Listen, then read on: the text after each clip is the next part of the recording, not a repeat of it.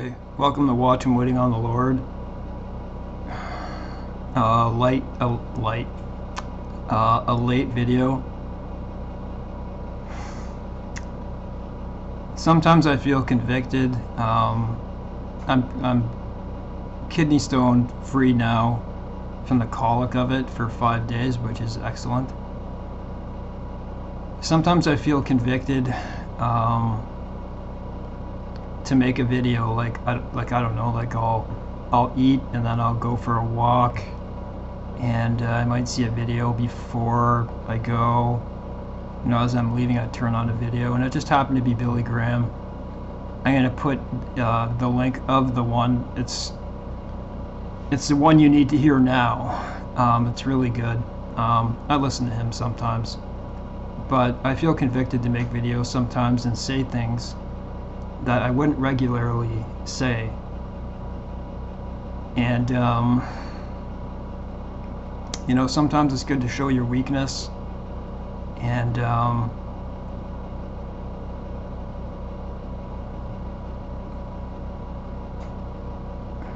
if you watch my videos, you're likely, I'm guessing, you are born again.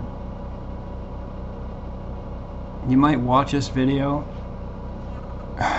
and you might, and you know, when I make these videos, I'm very uncomfortable, okay? Like I have 12 different pain disorders, and about 8 of them are very uncomfortable.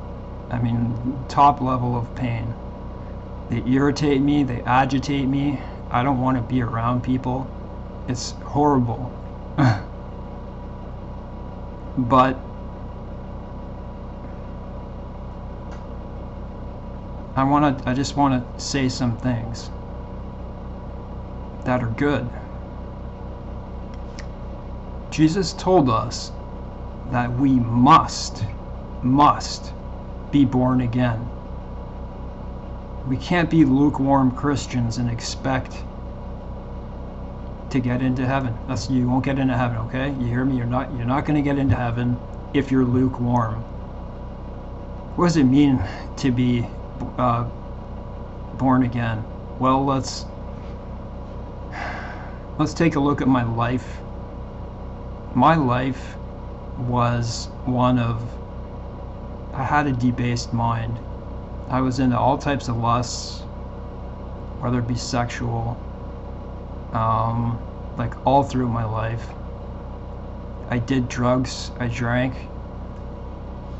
I have autism, and I have what I presume, like this is just a guess, but a good guess. I know I have PTSD and complex PTSD, and that's because I went through a lot of abnormal traumas, just a lot of them, and the types of them, and I'm not selling anything, but if you ever want to read my book, I'd be happy to show it to you. I wrote my autobiography to see how far I've come, and I'm not trying to make myself look good. I'm saying this for a reason. I was in a place where I was doing drugs. I was addicted to benzodiazepines, like big time, like bottles at a time. That's where I was, and I was like going nowhere in life. You know, I had a job here, job there. I had so much potential inside, but my life just never went well. I wasn't good socially, and that's another thing. I feel convicted to make videos, to say these things, to tell people, because I'm not good socially because of certain reasons, like say my abdominal pain. It really makes me, my throat disorder. It's very tough to speak with people and express myself properly, so I do it here. I got pain when I was 23, 24 years old, and I wondered if it was after. You have to read my book literally. I'm not going to put it here. But if you're interested, ask me. I was in a bad place. Things were out of my own circumstances. Like I didn't cause my own pain. It was by a medication I took, and I tore my neck, but because of seizures. It was a really bad reaction, and the rest of my life spiraled in a way that you wouldn't believe unless you read it. And I was in such bad places, very bad places, where you wouldn't think you'd ever make it out alive. But yet, I wondered if God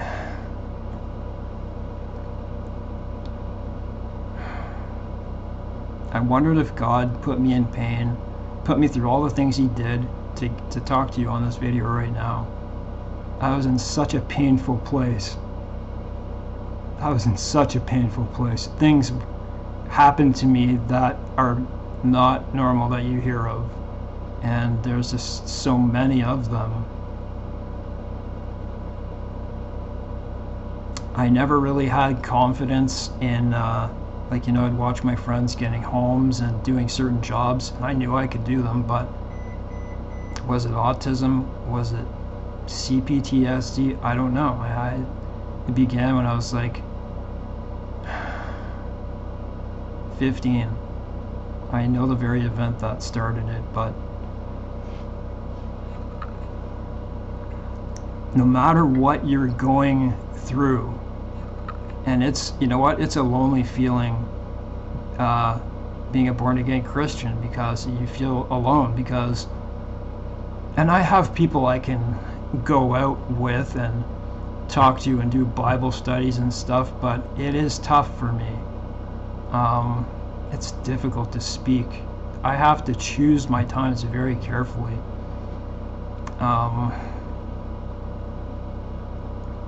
So born again, like, I just wondered if God put me, just let me go. He let me go, because I had a debased mind.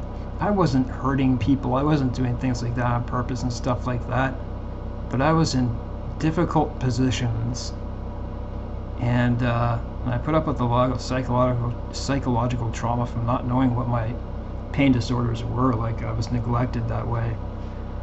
And like the worst pains on earth, and there were a lot of them, and they weren't helping me.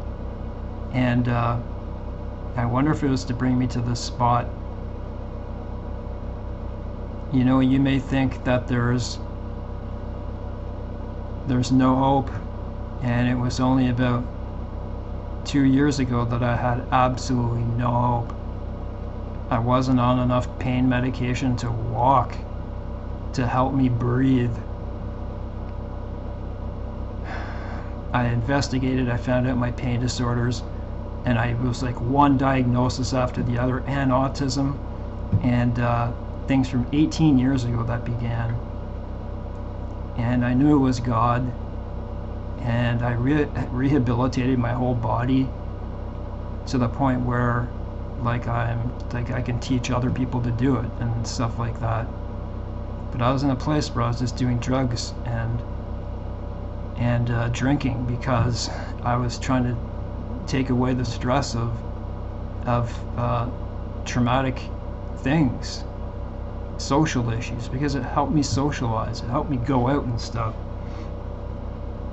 And so it was just a mix of things. But I'm telling you, you have to take this seriously. Look at the time we're in. What does it mean to be born again? It means that you change. It means that you decide not to be the way that you used to be.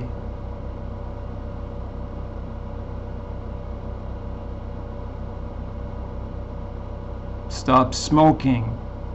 Stop drinking. Stop swearing. I'm not kidding, it goes that far. You want to save your life? One thing that I never really liked is, like being around in a crowd. And then, people always joking and swearing and saying JC and GD.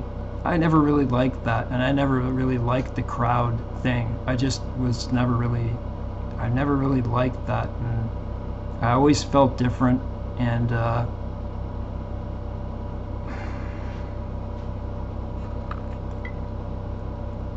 when I got my diagnosis for my pain, it all of a sudden let go a psychological weight that was on me for almost 20 years.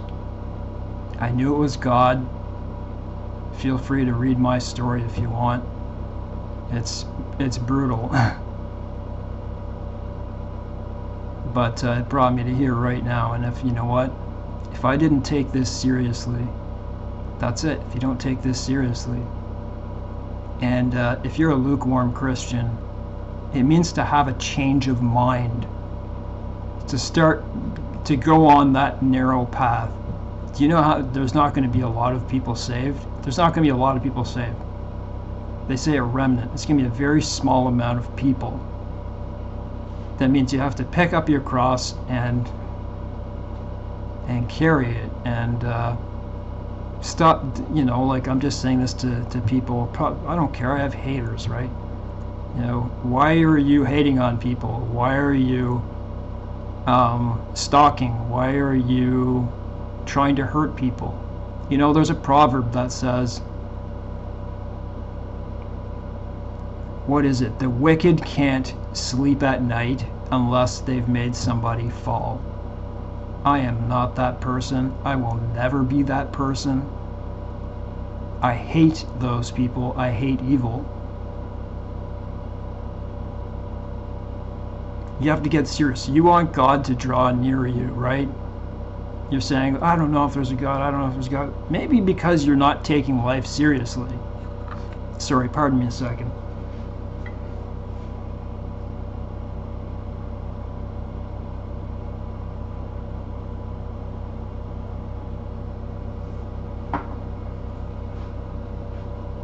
You say, Dave, I don't know how to do it. How do I get God to come into my life? Well, listen, I believe this message here right now is for people who are in a bad spot. That's what this message is for anyone, of course, and for born again believers. But if you're in a bad enough spot, why don't you actually be genuine and call out to God? Because that's the only time He's going to draw near to you. You know, if I don't know, it just happened to me one day. Like I said, I started feeling really like, why did I do this? Why did I do that? And I was talking to I have a Jehovah Witness friend. Even though I know they don't believe that. It doesn't matter. I'm just, you know, I'm still good with him. So, but what was it that happened? He was telling me, you know, how King David was with his sin, and that's kind of how I was feeling. And I was walking across the overpass around here, and that's when I heard people swearing in God's name, and I just knew there was something had changed. I didn't see the Bible in the same way. The Bible is God's actual words. These are God's actual words, inspired through men. There are no mistakes. You can find mistakes that they say are mistakes, but they will be misproven every time.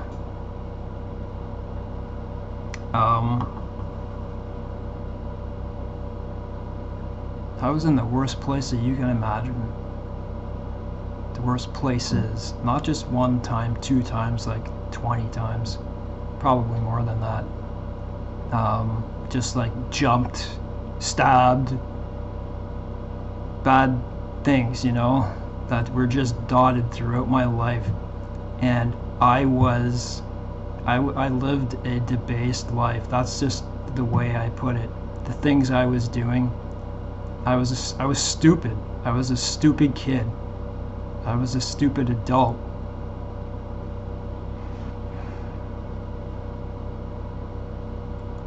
All I can say is, how much time do you think you have left? I'm not going to give a message that, oh, you know, the days are closing in now. They are. They are. Take a look at these wars that are going to happen and happening. Take a look at the death toll in Ukraine. Look at the setup of the Middle East. But I also say to you, stay away from these videos now. I have done it and I feel better for it. keep up with the headlines or whatever. Do whatever you want, but this is what I'm telling you will make you more healthy. We know something's coming. They're going to try to trick us for whatever. You keep listening to social media and you'll start believing it. So you stop watching these things, just look at the headlines, see what they say. So when that day comes, you'll be able to stand.